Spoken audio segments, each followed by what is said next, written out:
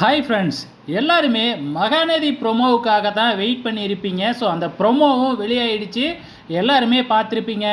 இப்போ கல்யாணம் நடந்த கையோட பார்த்திங்கன்னா ரிசப்ஷனை ரொம்பவுமே கிராண்டாக செலிப்ரேட் பண்ணுறதுக்காக கொடைக்கானலுக்கு வந்திருக்காங்க நம்ம பசுபதி, அதுக்கப்புறம் பொண்ணு மாப்பிள்ளை எல்லாருமே. ஸோ இப்போ கொடைக்கானலில் தானே நம்ம விஜயும் காவேரியும் இருக்கிறாங்க. அங்கே நக்கலாக நம்ம பசுபதி பார்த்திங்கன்னா காவேரியை கூப்பிட்டு கிண்டல் பண்ணுறாப்புல.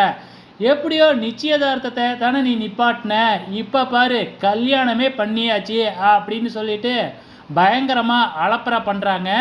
இங்கே என்னடனா ராகினி கையில் தாலியை தூக்கி பிடிச்சிக்கிட்டு காவேரி முன்னாடி சும்மா குத்தாட்டம் போட்டுக்கிட்டு, இதுக்கப்புறம் நீ அந்த வீட்டில் எப்படி இருக்கிறன்னு பார்க்குறேன் பாரு அப்படின்னு சவால் விடுறாங்க. ஆனால் பசுபதிக்கும் ராகினிக்கும் ஒரு விஷயம் தெரியவே தெரியாது. அந்த வீட்டில் சல்லி பைசா கூட பார்த்திங்கன்னா நம்ம அஜய்க்கும் அஜயோட அப்பாவுக்கும் இல்லை, பங்கு இல்லை அப்படிங்கிற விஷயம் மட்டும் தெரியாது. ஸோ அஜயோட அப்பாவுக்கும் அன்புக்கும் பார்த்திங்கன்னா ஏதோ பங்கு இருக்கும் அப்படின்னு சொல்லி தான் இந்த பசுபதியும் ராகினியும் வசமாக போய் மாட்டிக்க போகிறாங்க. இப்போ எல்லாருமே ஆவலாக எதிர்பார்த்துக்கிட்டு இருக்கிறது நம்ம விஜய் பார்த்திங்கன்னா இதை எல்லாத்துக்கும் எப்படி ரிப்ளை பண்ண போகிறாரு அப்படிங்கிறது தான். ஏன்னா அந்த வீட்டுக்கே மகாராணி இப்போ காவேரி தான். ஸோ இந்த டைலாக்கை தான் நம்ம விஜய் சொல்ல போகிறாருன்னு நான் நினைக்கிறேன். வெயிட் பண்ணி பார்க்கலாம்.